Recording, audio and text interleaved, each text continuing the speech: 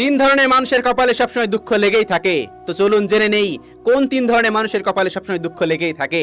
এই তিন ধরনের মানুষ কখনো সুখী হতে পারে না, কারণ এদের কপালে সবসময় দুঃখ লেগেই থাকে। তো চলুন জেনে নেই। নাম্বার 1, যারা কোনোদিন নিজের সাথে হওয়া অন্যায়ের প্রতিবাদ করতে পারে না। তাদের সাথে প্রতিনিয়ত অন্যায় হচ্ছে কিন্তু তারা প্রতিবাদ করতে পারে না। এই ধরনের মানুষের কপালে দুঃখ লেগেই থাকে, কারণ সে যে নরম, চারিদিক থেকে তার শক্ত আঘাত আসবে। যে মানুষটা নরম, যে মানুষটা প্রতিবাদ করতে পারে না, সেই মানুষটার কপালে দুঃখ সারা জীবন লেগেই থাকে। নাম্বার 2, যারা অতিরিক্ত নম্র, ভদ্র এবং বিনয়ী।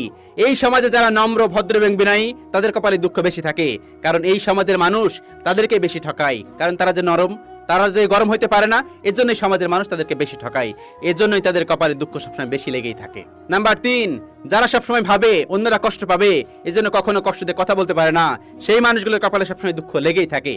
কারণ সেই মানুষগুলো ভাবে আমি কি বলবো, আমি বললে সেই মানুষটা আবার কষ্ট পাবে না। তো এই মানুষগুলোর কপালে সবসময় দুঃখ লেগেই থাকে। রিয়েলাইজ